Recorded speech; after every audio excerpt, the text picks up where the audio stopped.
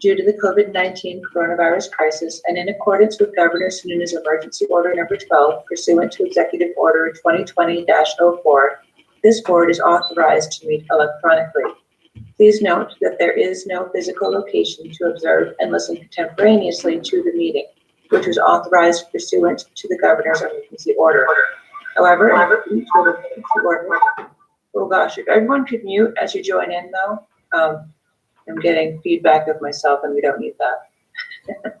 However, in accordance with the emergency order, this is to confirm that we are A, providing public access to the meeting by telephone with additional access possibilities by video or other electronic means.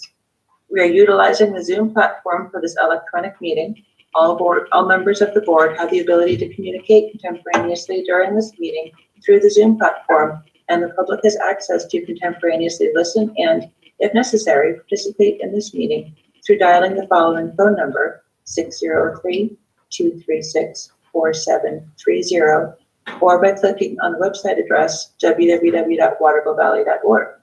B, providing public notice of the necessary information for accessing the meeting. We previously gave notice to the public of how to access the meeting using Zoom, and instructions are provided on the Town of Waterville Valley website at www.watervillevalley.org. C, we're providing a mechanism for the public to alert the public body during the meeting if there are problems with access. If anybody has a problem, please call 603-236-4730 or email at townofwv@watervillevalley.org. D, will be adjourning the meeting if the public is unable to access the meeting.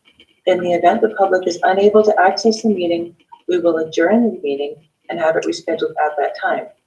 And please note that all votes taken shall be done by roll call vote.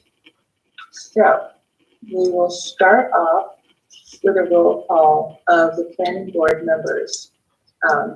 As before, you could just state your name and whether anyone else is in the room with you, so we will allow for the public. Nancy. Oh, Nancy. Mike.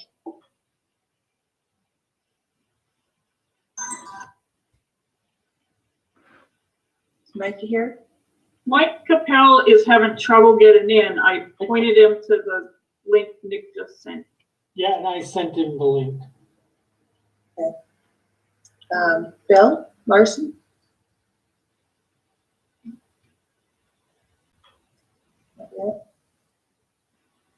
Wendy Rathgaber, present. Full member. John Racine, member. Rich.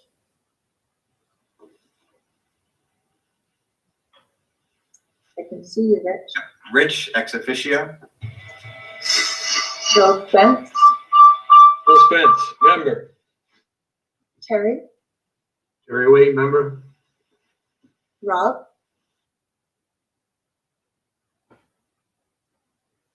Rob, I muted you a bit ago. And now I saw you, Rob.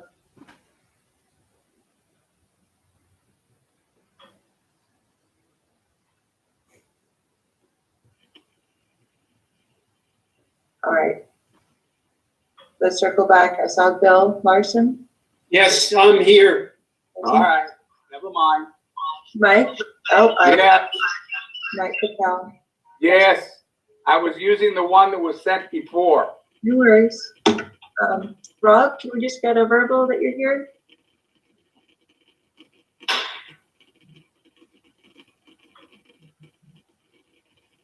All right. Well, I don't know. Wilson alternate. Sorry.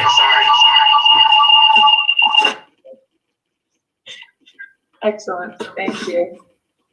All right. So for tonight, we'd like to thank everyone for taking the time. This is a public hearing to address changes to the zoning that we're looking to make for transient short-term lodging. The board's been working through this for the past few months. For anyone who hasn't been involved with this at all, Tara Bamford is our host tonight, the professional planner who has been assisting us for the past few years, worked through a lot of different zoning issues, and she's been instrumental in guiding us to the point where we're at tonight. There are quite a number of us on, so I would like to, we'll first have Tara start by reviewing what we're looking at doing here. We feel like it might be easiest if you have a question or a comment, and we do want to hear from everybody. If you make a note in the chat, of course, if you have trouble with that, just speak up or raise your hand. But we felt like the chat would be an easy way to keep track of everyone. And like I said, we do want to hear from everyone. We'll try to read and see as much as possible. But if you agree with someone, again, feel free to use the chat or just a quick verbal tag to that support would be appropriate. So we'll call this public hearing in session. And Tara, would you mind start leading things off? And you're gonna wanna take comments and questions kind of as each section after the table and then each section of the ordinance that we're amending? Why don't we try it that way? And if it gets too confusing, if we see that questions are coming up that would have been addressed further in document, then we'll maybe shift as we go. But yeah, that might be easiest. I'm assuming everyone's sort of read through things to a certain extent so far. And I've just asked Nick to be co-host to help me keep track of muting and unmuting and chat.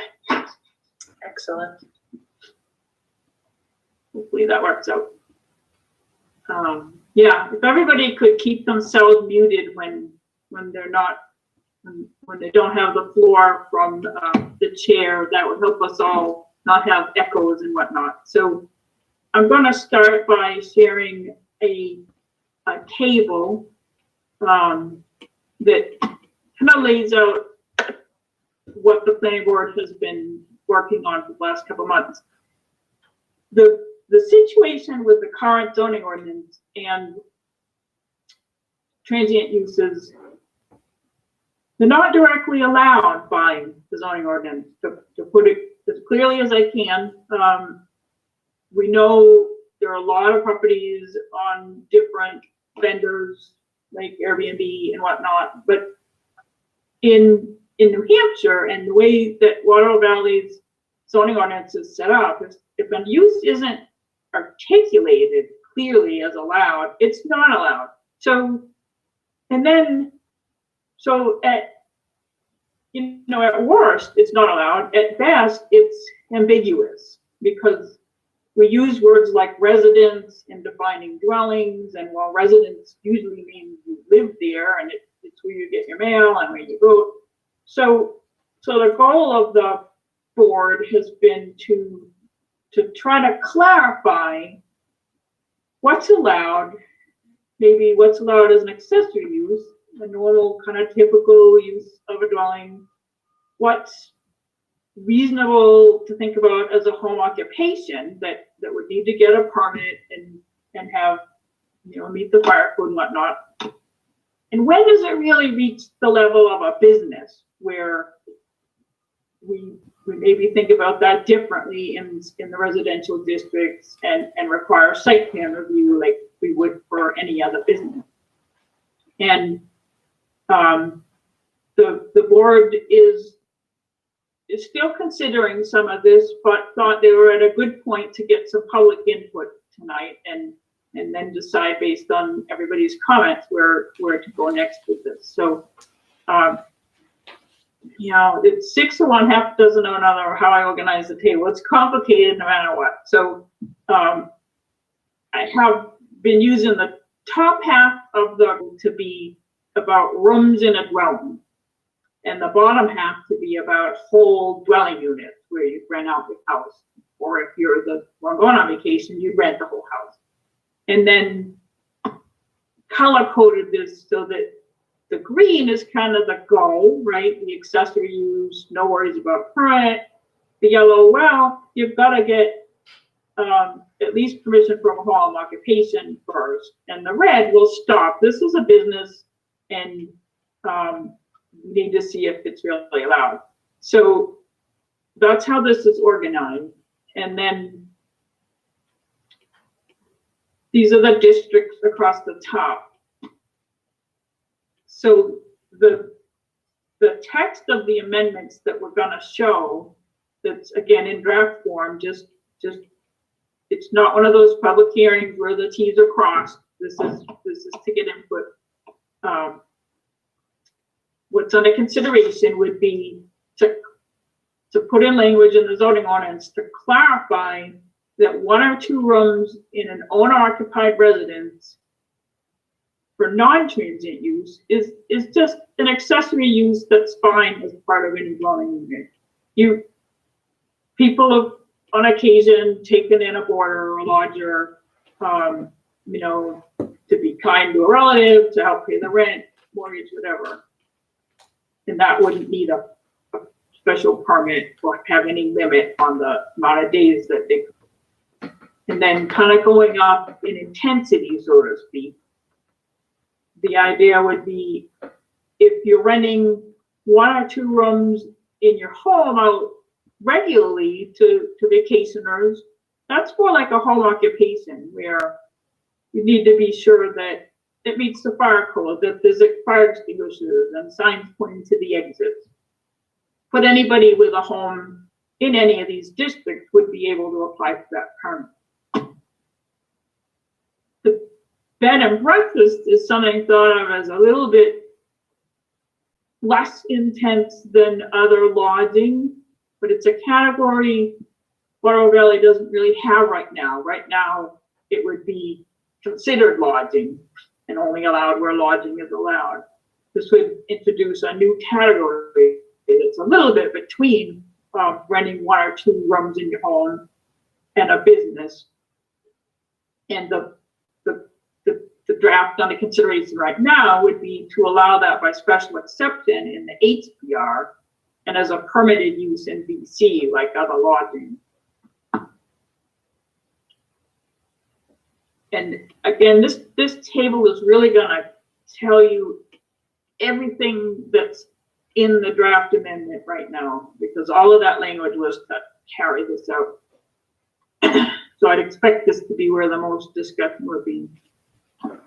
Looking at the section that would be whole dwelling units, the idea was that if you're renting out your home, say while you're on vacation to another vacationer, that's also a pretty typical accepted accessory use of a dwelling, and would be clarified that as long as it's no more than 90 cumulative offered for no more than 90 cumulative calendar year days, that would be okay as an accessory use.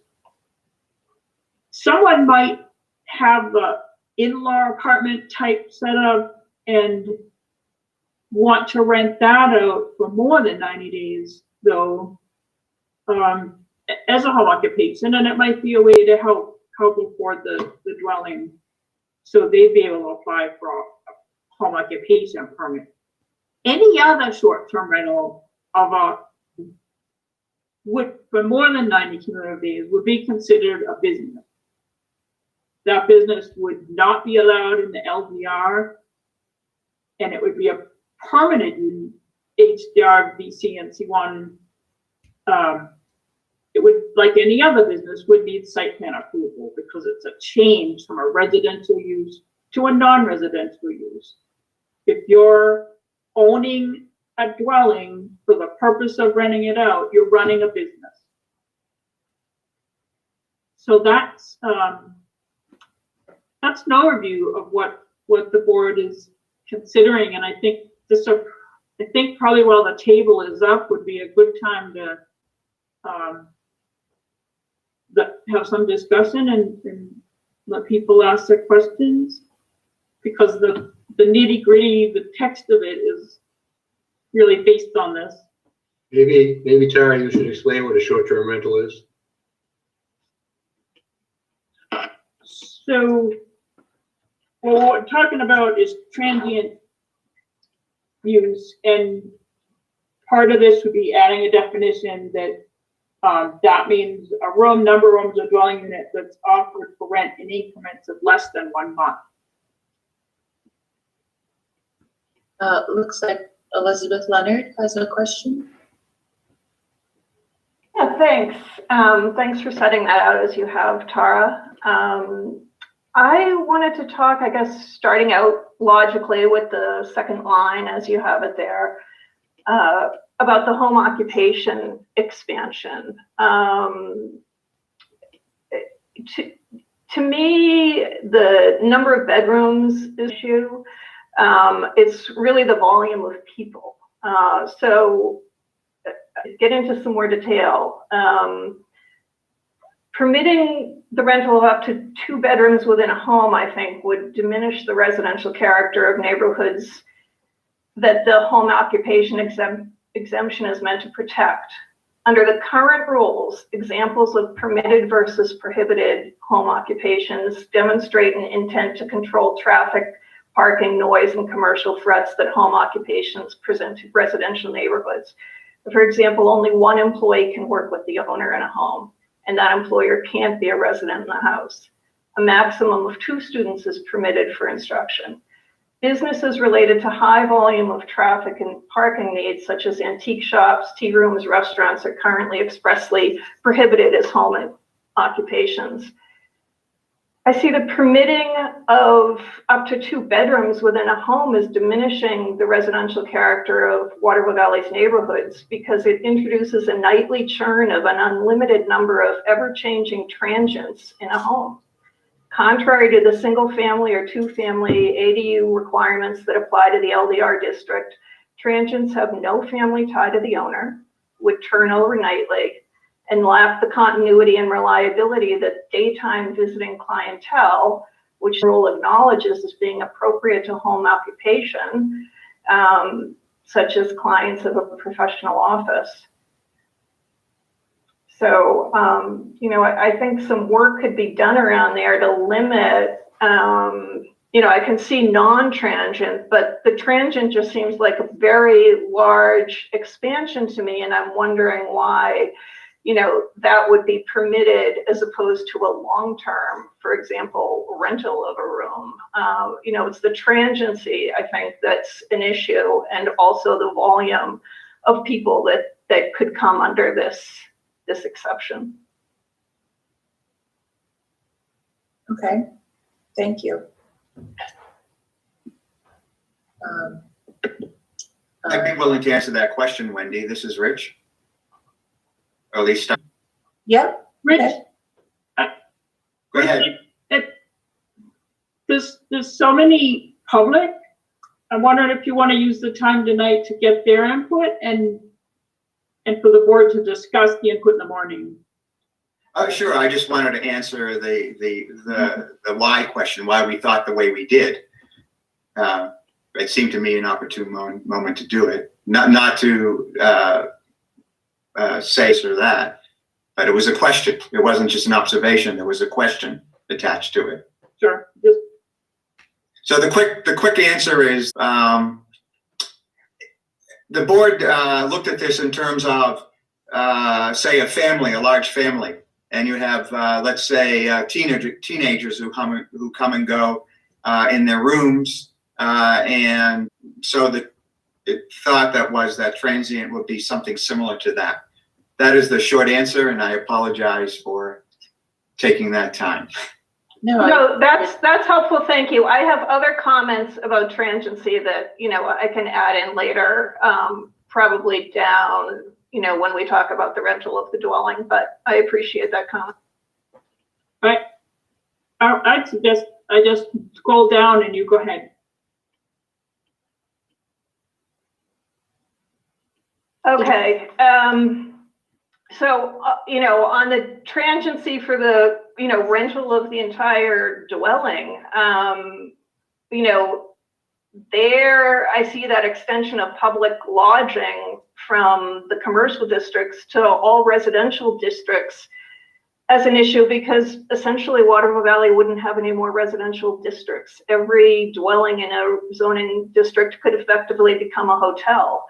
The safety and security that comes with being able to recognize faces and cars would be lost, and as would the charm and sense of community that's part of owning a home in a residential district in a small New England town. Other towns that have faced these issues have carefully decided to limit short-term rentals and have noted that transients have less of a stake in properties than they occupy than, for example, a tenant who's subject to a long-term 180-day lease. Transients have less of an interest in keeping noise down, trash picked up, maintaining good relationships with neighbors. Transients are soon gone until they're replaced by next week's transients. As a result, short-term rentals are more disruptive to a neighborhood than a 6-month rental, for example, because short-term rentals reduce a town's stability. The relentless churn of arrivals and departures diminish the ability of residents to distinguish between those who have a cause to be in the neighborhood and those who might not, resulting in a town that's inherently less safe for families and children than was previously the case. Owners renting to transient lodgers obtain remarkably little information about their lodgers, in contrast, for example, to a homeowner who rents a home to a tenant under a 180-day lease. These concerns are highly relevant given the numerous dangerous situations that transient rentals have posed to the communities that permit them.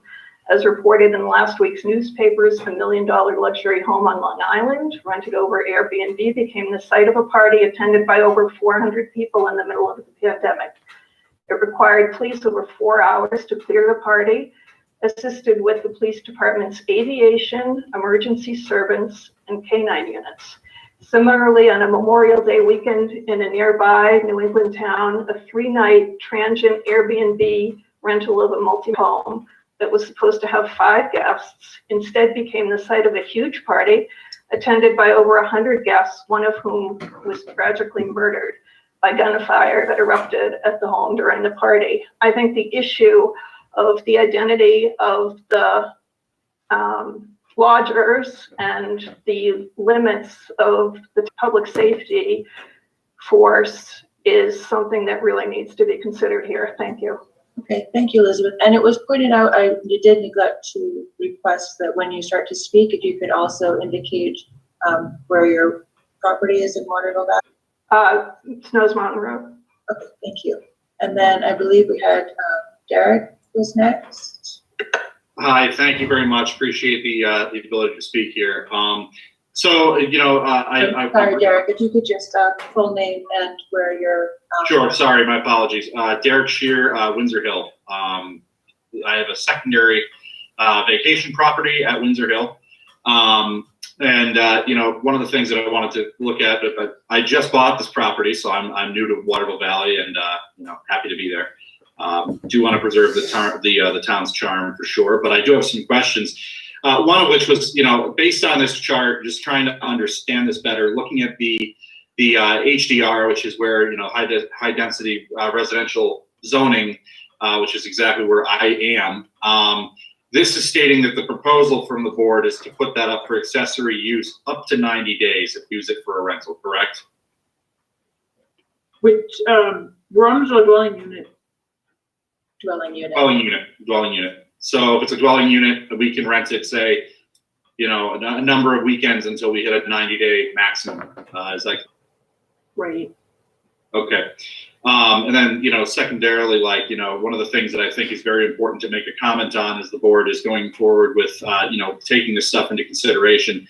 While it is a small New England town in Waterville Valley, it is also a resort community. So the reason you can have open container throughout the town is because it's affiliated with the resort and we have affiliations. I think it's very important for the actual economy at the town square and throughout for the resort, for the ski mountain, for the golf club, for everything, for people to be able to come in from other areas and enjoy our town. That being said, low residential areas or low density residential areas, I can understand, rental limits, but I think in a lot of the condos, in particular, Windsor Hill and a couple of the other ones that are around, these condos allow people to come up and do some, to enjoy our town and to really take advantage. And for me, because I'm not there all the time, it does help alleviate some of the bills while I'm not there to cover the mortgage, cover the utility bills, whatever, in the town I'm not there and allowing someone else to use it. Thank you very much. Thank you, Derek. Looks like we have Keisha.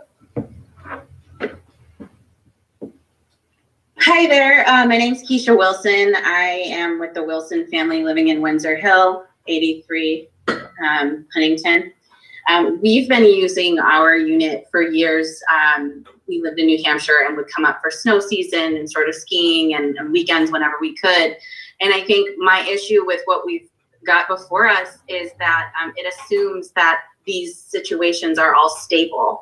I know that, for example, since COVID-19 has hit, it's made it very hard for us to get back to, to use the unit. And so I think in a lot of situations where you're intending that it's going to be less transient than it is, the opportunity to be able to sort of, like previous people have said, to still generate some income so you can pay for the bills is something that I think, shouldn't be underscored.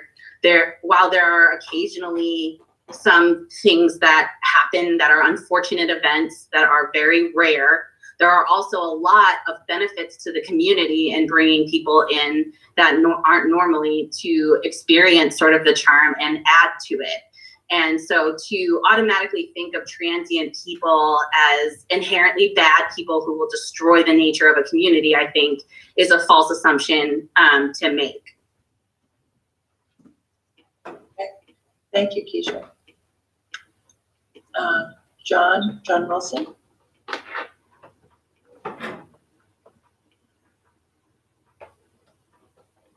Wasn't sure if you wanted to add anything verbally to comment. Can you hear me? I was stuck on mute. Oh, okay, yes, we hear you. Yes, I just wanted to make a comment following up on Keisha Wilson comment on my daughter. We as she said, we do have a unit over in 83 Huntington in Windsor Hill. And, one of the other things that we kind of see is that we actually supply and employ people for maintenance and for cleaning as they come into the town. They're part of it.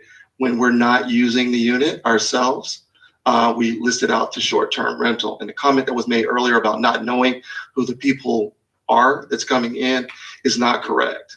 In fact, it is much more of a secure transaction for short-term rentals as we have their information. There's a rating system that's part of both VRBO and Airbnb where they rate the host and we rate them. If they obtain a bad rating because they did something that they shouldn't have done, violated a rule of an association or building, then we rate them low. They are not able to rent short terms in the future. They're blocked.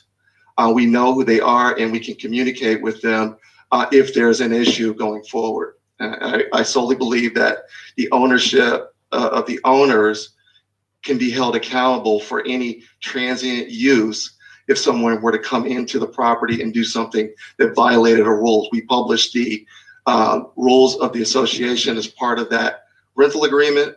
We mostly do it with friends and family, but we do rent outside that occasionally, as it was mentioned, to get income when we can, because it is 80% plus of the folks who own in that particular facility use it for second home use, meaning that they have additional properties, they have an additional home, they use it when they come to the valley for that. And so when they're not in use, it's a perfect opportunity to allow for short-term rentals for folks that are looking to come and experience Waterville Valley.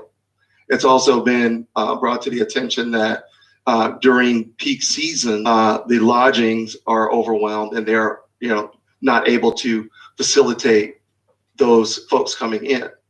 And if you want a private setting and a private area, this offers that private area that's not crowded with other folks, especially during that time, to enjoy the experiences of the valley and the community. So I just want to make sure that we get it on the record that there are two sides to this. I agree with Keisha's statement that looking at transients as a bad thing, which we do see out there during the search, is an unfair kind of assertion. Because of many of the folks, if you look at the folks that come in under short-term terms, they do not cause any issue in the community. Great. Thank you so much, John. Richard. Hi, Wendy. Richard Davis here. We have property at North Face, and we also own some property on Upper Snows Mountain Road. And I guess there's a lot of what's been said that I agree with, but some I don't. And I will just state my perspective. We have had considerable problems with short-term rentals in our association. The way they do not care for the property, the carelessness, the noise, to the point where we had to ask some people to leave. And I think but then again, there were some other people who were very courteous and did very well. So I would say our perception, in my perception as a board member and also a resident of North Face, is that well more than 50% of the short-term rentals have ended up being somewhat complicated for our association. And I just wanted to point that out to people. Thank you. Thank you, Richard. Okay. Rich R, was that Rich Rita clarifying? Oh, it was Rich Avis. No, sorry, I'm looking at the next comment. Rich after Rich. Can I ask the question, Yes. Mindy, of Rich Avis? Given that zoning ordinance is silent on it now, and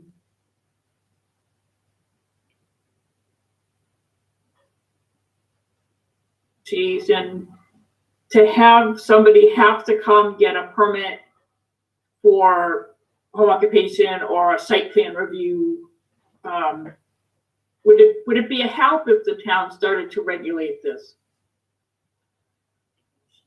Well, there was a little bit of breaking up there, Tara. We missed the first part of it. So I can't really, I don't know if you could repeat just the beginning. Sir, 1 second.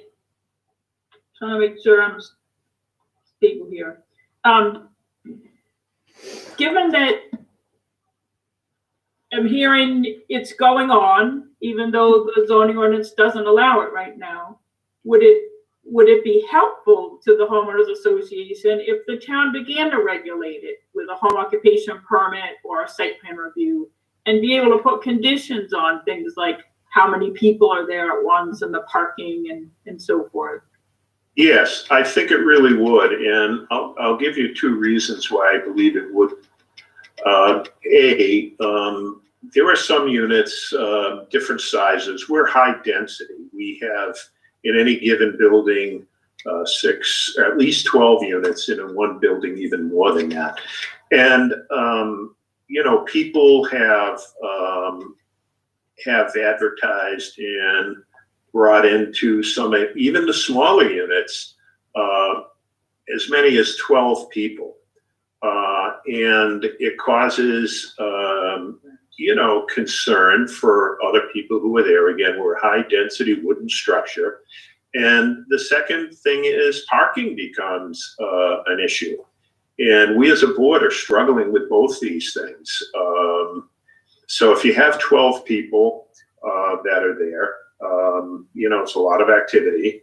I don't know anybody who, other than the owner of the unit, that knows how many people will be renting. And then we have the parking, and in the snow, in the winter, when there's a lot of snow and the parking lots become smaller, it has been a problem. So I would highly encourage some kind of follow on to your question, and hopefully something that would be beneficial.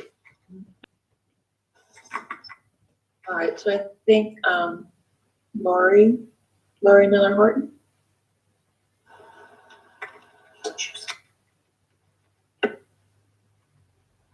Thank you. First, I have a question. I'd like some clarification. As I understand the descriptions in Tara's screen, it says a rental is considered transient if it's offered for no more than 90 cumulative calendar year days. Does that offered mean offered for 90 consecutive or cumulative? And how is that counted? When Derek asked that question, it seemed like he was asking, does that mean that you can't rent for more than 90 nights? The answer to that question was yes. And I just wondered if you could clarify exactly what that 90-day, how that's counted. So when the town adds a regulation, they need a way to enforce it. And the thought is, if you get your arms around how many nights it's offered, it's pretty easy to see those ads online. As opposed to, how do we know how many days they're actually renting it? If they advertise it for 6 months, somebody could say, well, I only actually rented it out for 90. So by using the language offered for no more than 90 days, and cumulative, it doesn't have to be consecutive. It could be this vacation and that vacation. So you're saying that if something's offered for the summer from April to September, it might not be rented at all, or maybe 2 days over 4th of July, and that would still meet the 90 calendar day limit that is set? No, offered means advertised. Right. Well, if it's listed, say, on an Airbnb site, you can't just list for the weekends. And you can block out days. I mean, you could have it. I'm in Noon Peak and I use my unit a lot, but I also rent it a significant amount of time. But it's offered. I mean, it's listed on the web. Yeah, you'd have to 5 days, but you'd have to block out. I know what you're saying. And I can block it out. So yeah, I travel that way, so I hear what you're saying. You'd need not to remove the ad, but you'd need to block out all but 90 days. And how in the world is the town going to know what dates are blocked and what dates are not? Do you realize that you have no way of knowing what is blocked out unless you request a property for a specific date and then it's not available? You still don't know whether it's been blocked or whether it's rented to somebody else. That is an impossible way to control or to regulate this. Just an observation. I'm just saying there is no way that you would ever know, that the town would know how many days are offered. My property's listed 365 days a year, but most of them are blocked out for personal and family use. And I don't understand how the town thinks that they're going to have the slightest idea how many days my property or any property on Airbnb is actually offered. Although they're listed. So that's just one observation, and thank you for clarifying that. You're saying if it's listed and available, that's offered, and it's cumulative but not consecutive. Cumulative but not consecutive. I'm not your code enforcement officer, but if I was, I think if I saw a property, if this was proposed by the planning board and passed the town meeting, and I saw an ad in the LDR for more than 90 days, I'd reach out to the homeowner and ask. And if they say, well, those are blocked because we're there, then fine. Okay, I'm just pointing out that there is absolutely no way that you would ever know how many days the property is off. But the other points that I don't want to beat that to death. I just would like to say, I'd like to echo what the Wilsons are saying, that the rentals that I have are, first of all, I believe that I don't only know of one time in 20 years of renting my property. I only know of one time when my neighbors were disturbed by noise. I think that the percentage of problem rentals is so small that this ordinance is overkill, because if it's a problem in certain really high density condo associations, the condo association itself can enact some stricter rules.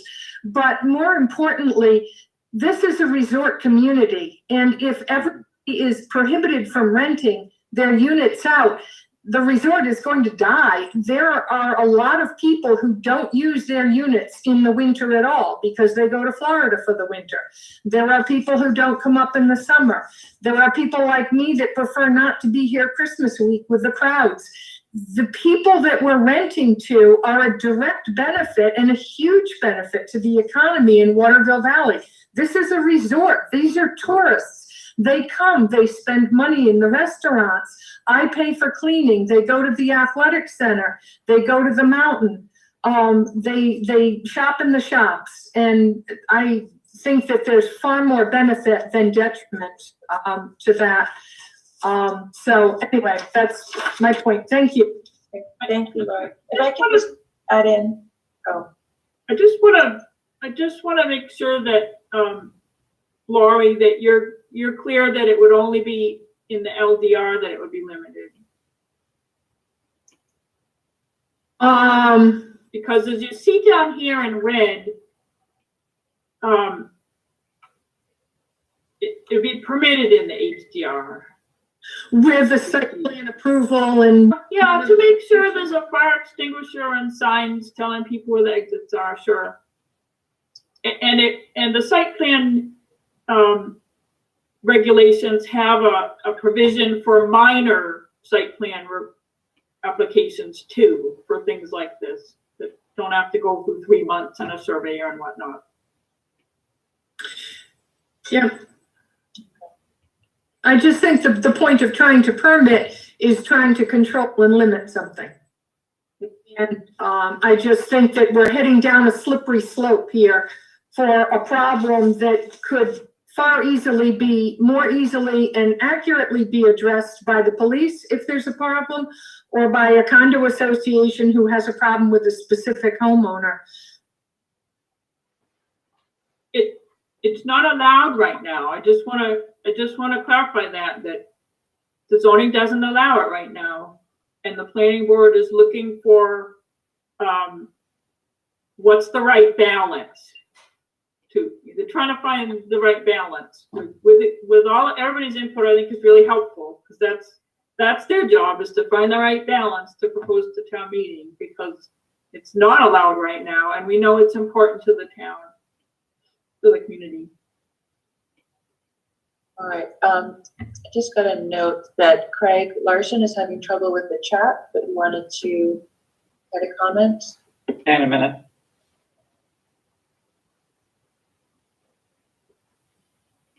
Are you there, Craig, or should we come back to you?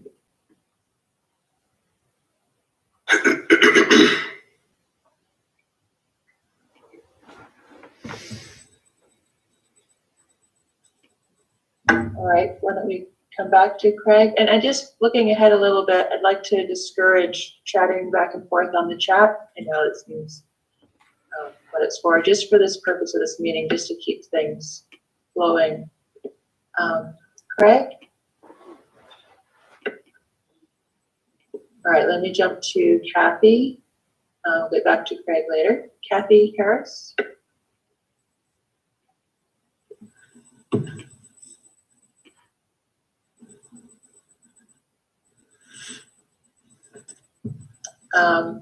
Well, perhaps we can just address Kathy's question. I had to get my mute on too.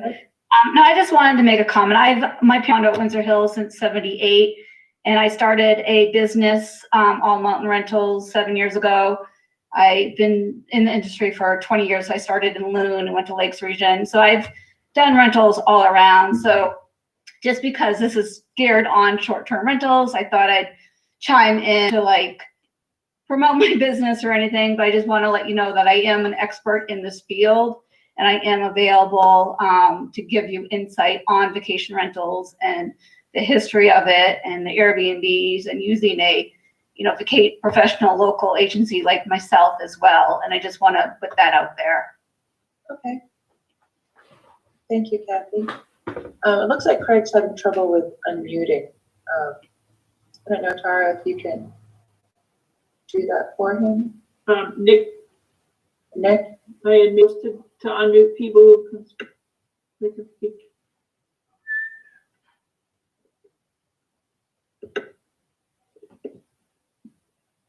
Nick, are you able to do that? I am attempting. Okay.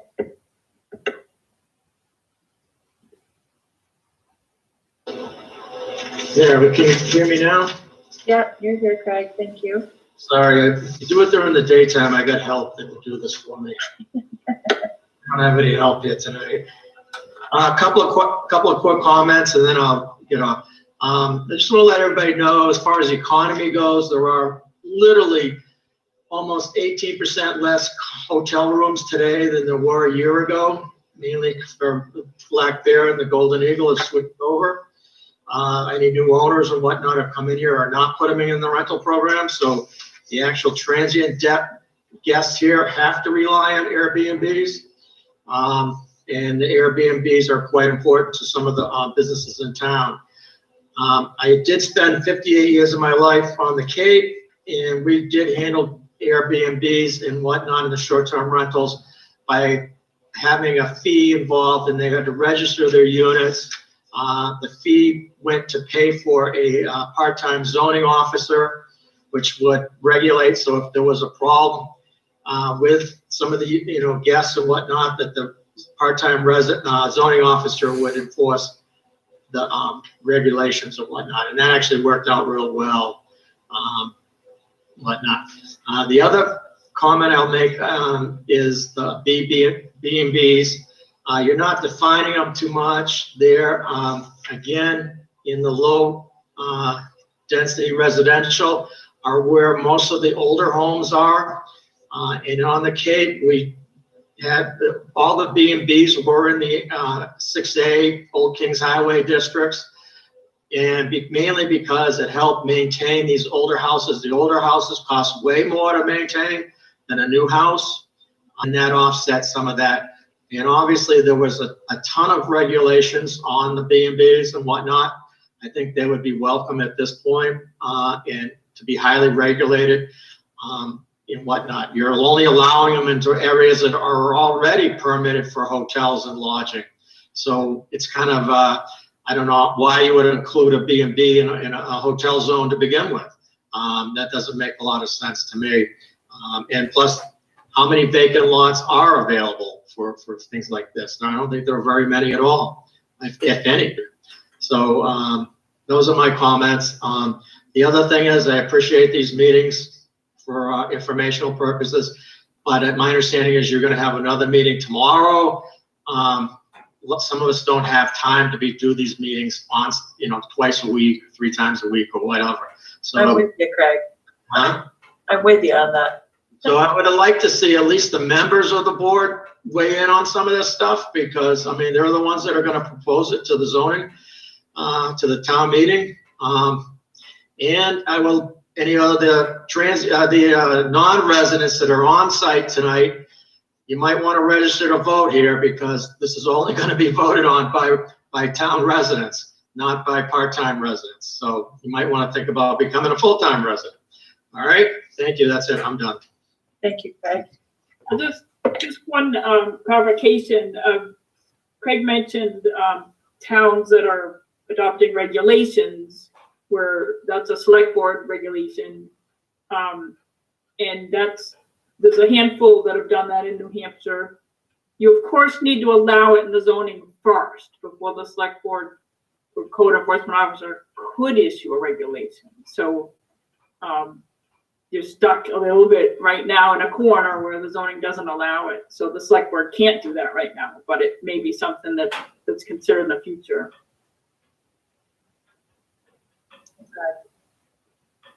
Okay. Just looking at the chat here. Yeah, there's a lot of back and forth, and so I guess people have been reading it. Of course, condo associations can make their own rules about rentals. They have their homeowner associations can supersede town rules and be more strict. Let's see. All right. Any more questions or people? There are a few other comments. It looks like Elizabeth Leonard wants to rebut what Richard. Okay. Oh, then we could maybe go on to the actual text of the amendment. Sure. I just wanted to get back actually on the point you were just making about the homeowners associations being able to be more restrictive. I think that's keep in mind as we look at the rules as they apply in the LDR district, when, you know, that option may not be available. And also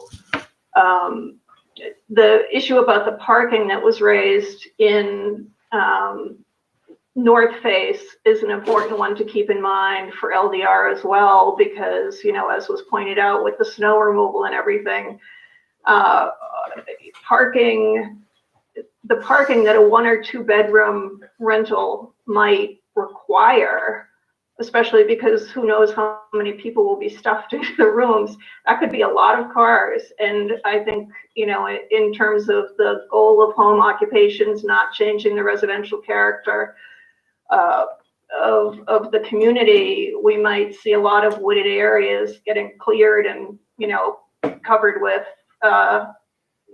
impermeable surfaces in order to accommodate more parking for these purposes. So just wanted to raise some of these environmental, you know, both in terms of parking and septic issues related to the proposal. Thank you. All right, so Tara, do you want to move on with the some of the verbiage? The text?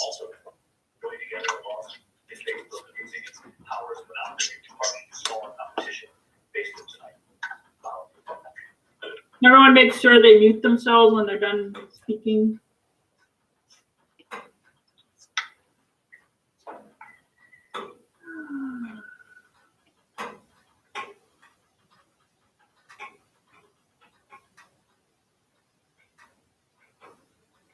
Sorry, I have too many things open now here. Here we go. And I just, if I could say real quick, if I've missed anyone in the chat, feel free to either chat again or let us know. And I have to kind of shove all of you out of the way to see the screen that I'm talking about. So counting on, appreciate Nick's help here. So the changes to do any of this would involve several different parts of the zoning ordinance. The first one is the definitions.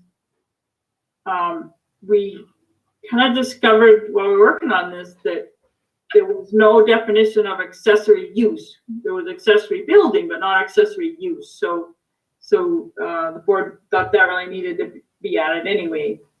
And so that'll be use of a building or lot subordinate to, customarily incidental to the principal use. And then one way we might talk about the rental of 1 or 2 bedrooms in an owner-occupied residence for non-transit use could be to add it to the definition of accessory use. There's a couple different ways to organize this, but this is the first crack at it. Trying to clean up the definitions to do with lodging, and one piece of that is getting rid of this accommodation unit. It's not used anywhere except in the definitions, so I think it needs to go anyway. This would be the new the definition for the new bed and breakfast use. Would need to be occupied by the owner or live-in manager. The limit of 5 or fewer guest rooms, all within the main building, not a cottage colony, no kitchens in the rooms. And a typical bed and breakfast could offer breakfast, not turning our restaurant in a residential neighborhood. There's some logic to the 5 or fewer guest rooms because that's where there's a cutoff in the building codes. And if there are 5 or fewer guest rooms with no provisions for cooking, they can comply only with, they only need to meet the residential building codes, not commercial. So it really enables somebody with a large home to turn it into a bed and breakfast, as Craig was saying, is often the case on the Cape. This change here in under family is again, just cleaning up that lodging definition. We're trying to get it all into one called lodging facility that I'll get to in a minute. Again, there are gonna be different ways to organize whatever the planning board decides to propose. For now, I've got the 2 bedrooms and an owner-occupied dwelling unit as part of the home occupation definition. I would get rid of hotel, inn, lodge, motel, and make them all part of this new lodging facility definition that covers all of those and covers the condotels that you have that are a little bit, don't neatly fit a hotel or condo category. Anywhere lodging is allowed, the lodging can have restaurants, meeting rooms, whatnot, whatever is typically part of lodging. Then we would add these 2 definitions here, short-term rental and transient, to try to get some clarity on what's allowed and what isn't. Because short-term rentals are going to be a new use in the use table. If the board decides to propose these changes, that needs a definition, and this is the working draft right now. A permitted dwelling unit that's designed for residential occupancy but offered for transient rental, and then transient is something offered for rent in increments of less than a month. The changes in 2-family residential unit are just to get rid of some confusion in there that I inadvertently put in another year. Because the state law lets a town say that if you have an in-law apartment type thing, the owner needs to live in one of the units, and the board here was trying to clarify that you don't. But when we started talking about the short-term rentals, it became confusing to have that there. So this should be B. This D is a mistake. There's no D. Do you want to? Maybe we should go through all this, Wendy, and then take comments on, or do you want to do comments on definitions? I think if we just go through the body of the text and then we can circle back. Okay. I think everyone has a gist of where we're going. As long as you guys are out of my way, I can circle back. Let's try this. All right. So the next place that some changes would need to be made to implement this would be in the use table. That's in Article 4J. And to do what we've been talking about, you would need to add this short-term rental as an accessory use in these 4. And this is the one that's no more than 90 days, would be clarified as an accessory use in the 4 districts that allow dwellings. And similarly to this other category of 1 unit in your zoning ordinance calls it a 2-family residential unit. Another name for it is a home with an in-law apartment. Getting down to what's really more of a commercial use of a dwelling. You'd be clarifying that because you allow lodging here in the VC and C1, you of course are not going to limit how many days somebody can rent a dwelling either. There's a logic to that. And the bed and breakfast, that's a kind of lodging, so that would be allowed too. I can't see it on this page, but this is the HDR, and it would be adding the short-term rental for more than 90 days as a permanent use in the HDR. So whereas you couldn't have a hotel in the HDR, you could rent your dwelling unit or even own one for the purpose of renting it out.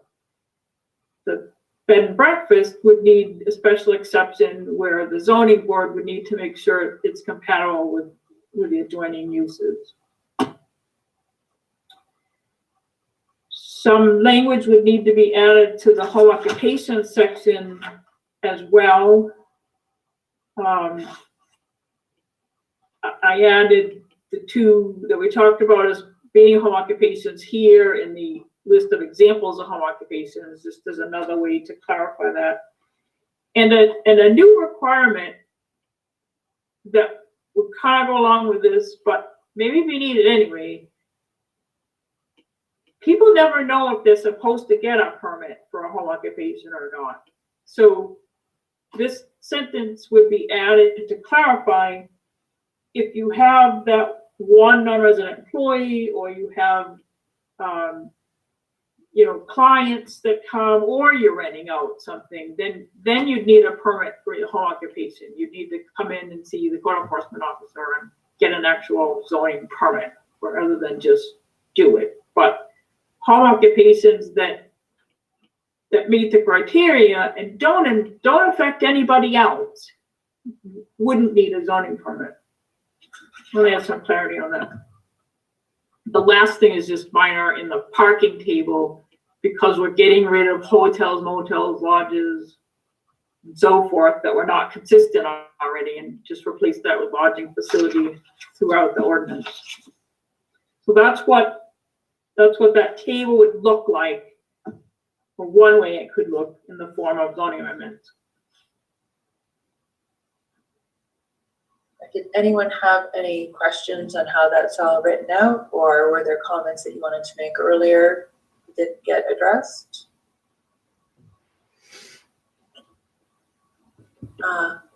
Laurie? Yeah, I just want to say that I think the definitions and changing all the, wording in the zoning is all a great idea. But the only problems that I've heard tonight that anybody's mentioned are parking problems, which should be addressed at the condominium association level, certainly not the zoning town level. Loud parties, which should be addressed by the police department, and should be notified. And I can speak for myself. I think the loudest and the biggest crowds I've ever had in my unit were family and friends. That's when the people crowd in. And I'd like to echo what Craig Larson said, that buildings that are rented out tend to be in better condition, and the financial help that we have in maintaining older buildings or condos is better for the economy when those homes are well maintained. Again, I've rented for 20 years. There are unbelievable over Airbnb, Vrbo, and the other rentals over the people that come into my unit. I know what their record is. I know who they are.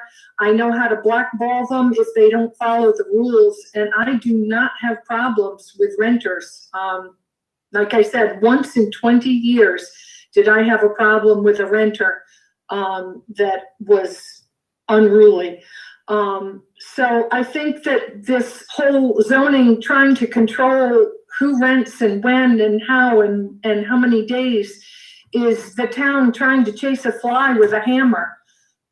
It just doesn't make any sense. There aren't any problems that need to be addressed at the town level. These renters are helping our economy and building us as a resort town. And I think that any try and 90 days or who can rent and when is absolutely, I can tell you, it is totally unenforceable. There is no way you're going to know how many days a place is offered or even how many days it's rented. How many, if I have people coming in and out of my condo, it might be my cousin, my niece, my friends. There is no way that the town is going to know whether that was a rental or whether somebody is a friend or a relative of the owner. If I could address that particular point, Lori, the other issue that the board was trying to address with that 90 days was to help prevent large corporations from coming in and buying up large tracts of real estate and making a profit from continually renting. So that was Absolutely. I live near Newport, Rhode Island. I live in a beach community. I've seen that. I know exactly where you're going with that. And I would totally agree with that. If that has happened or if it begins to happen, then address it at that time. I don't have, to my knowledge, it's not happening anywhere I know a lot of other people who rent, and we do it to help pay the bills so that we can afford to come here and spend the time that we do in Waterville Valley. But I agree, there are communities that have had that full-time corporation, rent them out every single night problem. And you'd have to look at how they controlled it or what they do. But I don't think that's a problem right now in Waterville Valley. And I don't think that this attempt to control under the zoning is going to be enforceable or beneficial to the town. I had a question for Lori. Do you know how many days you do rent out? Do you rent out for more than 90? Is that the issue? No, I don't. First of all, you're only going to rent basically. It depends on everybody. Everybody's different. I like to use my condo, so I use it a lot, and I have never rented more than 90 days. And I think, even if you just weekends and the 2 vacation weeks in the winter and maybe another week in the summer, I still don't think you're up to 90 days. And personally, that's all I rent. That's all most people that I know rent. You're not going to rent much in the shoulder seasons. Summer's very short. But I'm only speaking for myself on that. Okay. Well, thank you, Laurie. Brian Snow, I've seen you a couple times in the chat, and it seems like you're writing what you want to say, but I wasn't sure if you were wanting to comment as well.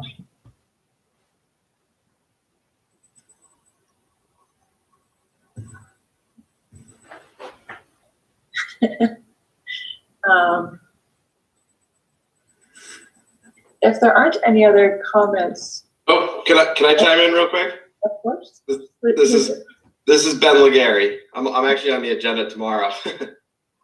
Excellent. Hi, Ben. My camera's not working, but okay. Yeah, I just want to chime in. Obviously, I have a rental unit right now that I use for my family to go skiing. I guess I'm not opposed to regulating the safety of rentals, kind of, making sure everybody has, you can't have people in condo buildings that, aren't up to health codes and stuff like that, almost like a hotel. I guess if we could just clarify that, it's a safety check or something like that, rather than going through a site plan review, because that's, I am a real estate developer. Reading that means that there's a chance, site plan review, you might not get it, which makes it a little bit nerve-wracking for an owner that kind of does depend on some rentals to keep it as their vacation home. So maybe clarifying that, like, you can do it. You just have to get safety standards that are, the code enforcement officer. And in terms of site plan review, again, I think most condos were permitted as to parking spaces versus number of bedrooms in the unit. So again, it's site plan review would be, I guess these units were permitted by the town for parking spaces before. So I guess just clarifying that it can be done. It's just more of a, check the box. Because I do know some towns, my brother-in-law has a place in Lake Tahoe where they started to regulate like this. And then after they started having the reviews and licenses, they started limiting the licenses. And they started pulling them for certain areas. And his town has been in lawsuit for a long time. They've been in an appeal, the town's in lawsuit, and then I guess they lost or something happened and they're in a complete another lawsuit. So I wouldn't want to see that happen here. My opinion is if it's allowed in the zone, it should be allowed as long as, almost like a special permit. You have the check boxes, the safety checks, and if you do that, you would get the permit. That's just the concern is just could the regulation get further of limiting licenses, stuff like that. Okay, valid point. Thank you. Let me, if I could clarify, so site, it's a little different in different states, but site plan review is not, can you do it? It's how. And if it was a special exception, that's can you do it? If it's a conditional use permit, that's can you do it? But site plan review, and especially the new minor site plan review process, is really just what you described. I think the minor helps for sure, because as a developer, I've been through site plan review process on existing buildings, converting them to condos, and we've had trouble where, they're an existing use, they are being used as residences, but because of the site plan review process, we were denied for getting condo status. So they had to stay in the rental market.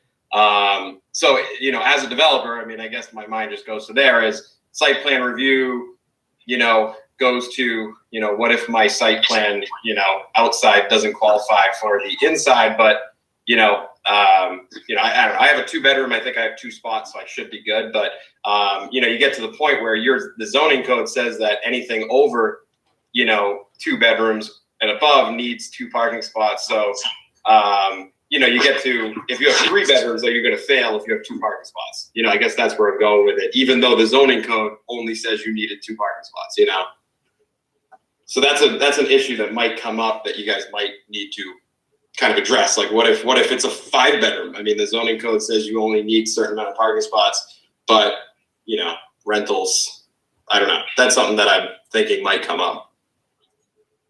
Okay. That's a good point. Thank you. Yeah.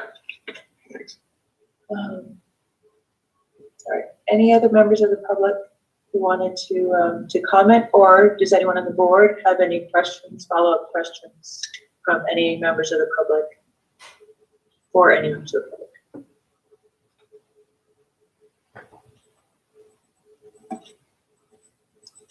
We exhausted all of our back and forth. Thank you, everyone. All right. Well, at this point, then I guess we can guide me in this, Tara. We would consider close. This isn't quite our usual. Yeah, you can vote to close the public hearing. So we just close the public hearing and go into deliberation, or go on to tomorrow morning's regular meeting. How long of a day would you have tomorrow? I don't know what. Yeah, that's your call whether you want to have some discussion with the board tonight or not. See how lively the board looks. We want to close the public hearing first. Yep. So we really appreciate everyone taking the time this evening to come and join us. It's nice to have a well-attended public hearing. We don't always get that. So thank you all. And we'll close the public hearing at this point. Board members, I know Nancy, you look perky. You 3 hours earlier. I don't know how everyone else is feeling.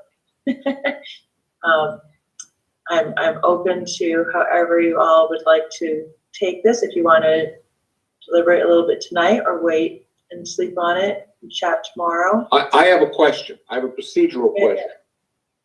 Does that mean we're going into a non-public session? No. Means that No. that's what right. So did we just dismiss the non-board members? No. They can. Okay. They can attend. They can listen to any meeting. That's what I thought. Just because they don't always choose to, doesn't mean they can't, right?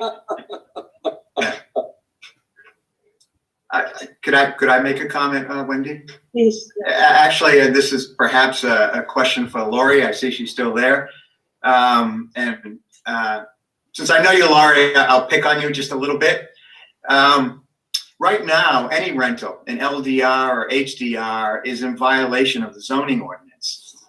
And therefore, someone could say, go to Airbnb or any of these other sites, get a list of the properties offered for rent, take it to the code enforcement officer in Waterville Valley and say, stop this.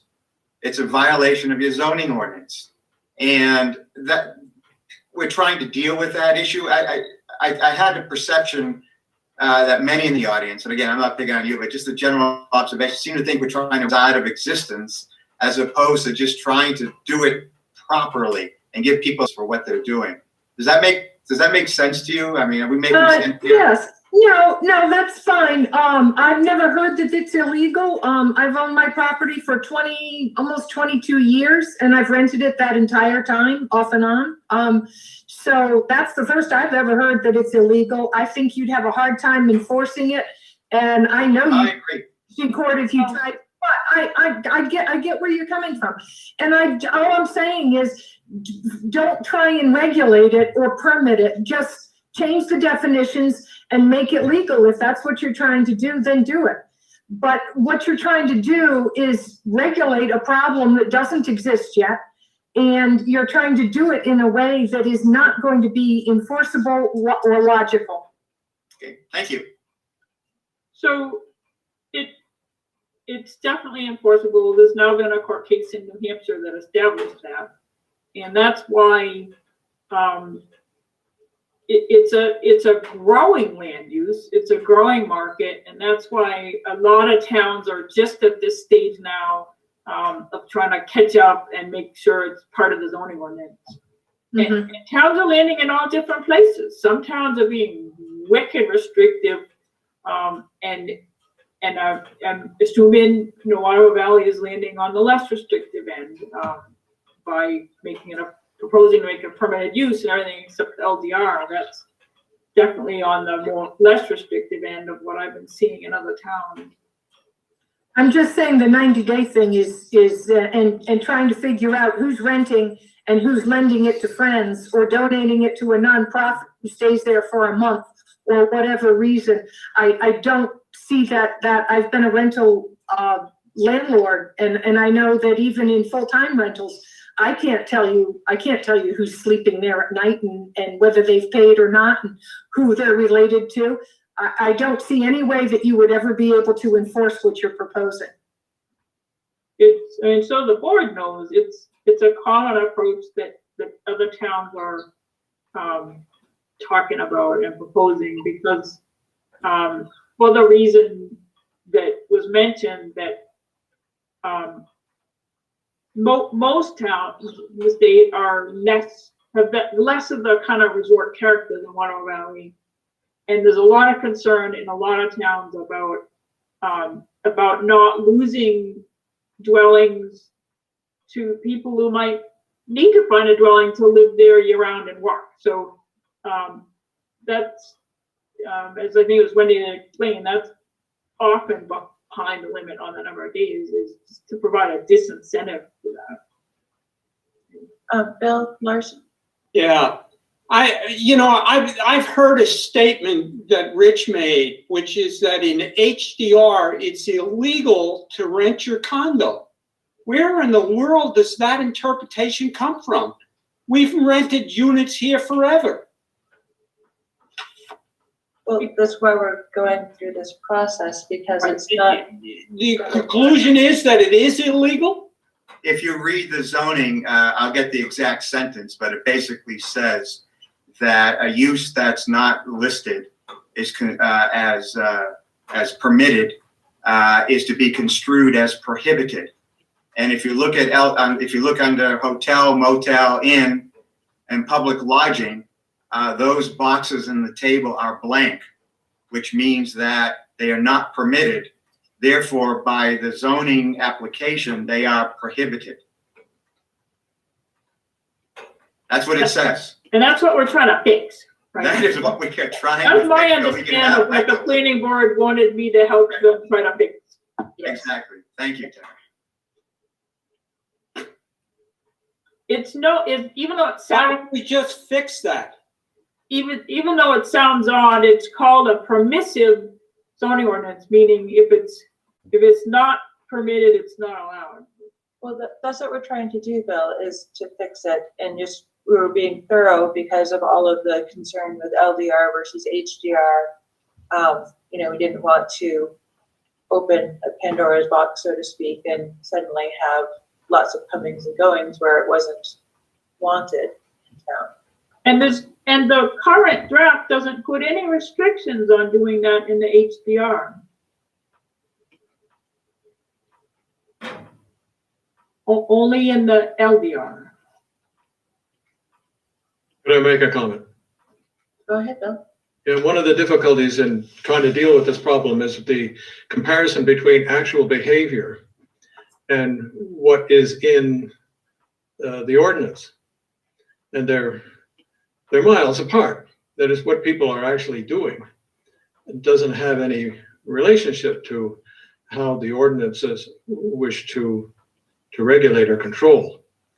And one of the other problems is that should we simply wait for a problem to occur? If people say, well, I've never had any problems with renting, doesn't mean that one would never happen. And I've lived through an example where a person unknowingly rented to people who, well, they turned the condominium into a drug party. And the neighbors, of course, were outraged. So is there a means by which a town can regulate behavior such that things that are very much not wanted can be controlled? Well, I think that's. We don't know the answer yet, but that is where that's the goal, what the board is aiming to do. But that's what we're taking this, first step, right, to establish the zoning so that then working with the select board and enforcement, we can create an enforceable rule. Yeah. We're trying to prevent the problem of someone using a property that drastically changes the character of the neighborhood. Right. That is, nobody would want to invest, say, close to $1 million on a residence to find that it's being used principally as a transient rental house, as that would lower the value of the property surrounding it. And you know, that's a principal concern for any property owner in any town. So what does the board do about it? That is, it doesn't make sense to simply allow behavior to occur that's not desirable and wait for the problem. Right, which is why we're working. I would also add, as your local friendly select board member, that who gets to be on this committee only because of that distinct honor. I worry too about. I'm sorry? I mean, you wouldn't be with us anyway? No, of course I would, if you'd have me. No, but I worry about any legal problems the town could be facing downstream if we don't address this issue. What if that notional person who comes and complains and the town doesn't do anything about it? Does that not open us up potentially to a lawsuit? Or what if someone else comes along and says, "Hey, I'd like to rent rooms here." The good citizen comes to the town and says, "What do I need to do?" So, well, according to the ordinance, you're not allowed to rent property in LDR and HDR. But the good citizen says, "Well, yeah, but Joe Q Public 2 houses down does. How come he can and I can't?" And that also could open up the town to a lawsuit. So again, there's some basic principles we're just trying to deal with here. I think some of the particular issues like 90 days versus 120 days, we were really struggling with that. I see Lori still here. We're really struggling with that number and enforcement. That those are both absolutely well put issues that you mentioned. But we're trying to get the basics right so that we can move to these other issues. Anyway, that was what I was thinking behind all this. There was another issue that the board was attempting to address, and that is that if the board never does anything about it, the fact that it had been neglected would mean that in a legal challenge, in a court case, behavior that is not challenged is tantamount to permitted. Well, we don't allow it, but you don't enforce it. Yes. Well, I think Tara can comment on that because I think you have some background, some experience in that, where in a particular court case that occurred in New Hampshire was the ruling was that because the board never did anything about it or the town never tried to administer the difficulty, that it allowed it to go on and therefore it was permitted. It's not ringing a bell, but, because the only case we really had with short-term rentals, it was clearly not allowed because the zoning ordinance was silent on it in the definitions. But I think, what you're getting at, Bill, is the question of what's an accessory use becomes muddy over time as it becomes more normal, say, to do this thing with your home. Then it could be argued in court, and just for everybody who's not on the board, I'm not a lawyer, I'm a land use planner. I don't even play one on TV. But what happens is, well, what's an accessory use? It's what's a normal, typical, incidental use to residential property. And if it's happening a lot, somebody can go to court and have a pretty good argument that, well, this is an accessory use because 50% of the homes in town are doing it. So that might be what you're getting at, Bill, right? Yeah, it is. And that the fact that behavior has changed everything. Yeah. It becomes so much easier to rent a property. Simply, you go to your computer and type on your keyboard that my property is available. And the difficulty is that when legitimate people want to rent a property, it's never a problem for anyone. And then there's revenue and activity, and this is good for the town. When it's bad for the town is when someone who has no concern whatsoever for what happens in the town simply operates a property as a business and rents to whoever will pay the rent. Investment property. Right. I think if I could jump in here, we're kind of relitigating, if you will, why we got to this point. So I think as a board, we're kind of all on the same page. And the points are valid, but have been made and are well established. I think the question might come down to more how we're looking at what's in front of us now as far as the details. Perhaps refine our comments to. What I was addressing was that some members of the public are wondering, we're thinking, and why are you doing this? Okay. I was trying to get at that, but otherwise, no, I don't want to make this meeting any longer than it is. So after hearing the feedback from the public tonight, does any member of the board want to continue on with some of the details that we've been trying to work through? Or would you prefer to sleep on that and address more details tomorrow? Wendy, do we have to do a second public meeting? Or are we now in a position where we can vote? Correct me if I'm wrong, Tara, if we change the language, then we would do a second public hearing, which is why we made sure to have, even now, so we would have that time. Right, so yeah. if we are, my understanding is if we are comfortable with what we have, we can actually vote on this tomorrow. I'm not sure. I think there were a couple of board members who wanted, I don't know. I mean, I think the conversation was that you'd have 2 hearings with my recollection. Yeah, in theory, if everyone says, oh, yes, we've slept on it, we've thought about everyone's comments, this is perfect. If we have that consensus as a board tomorrow morning, I will do a dance and say, yay.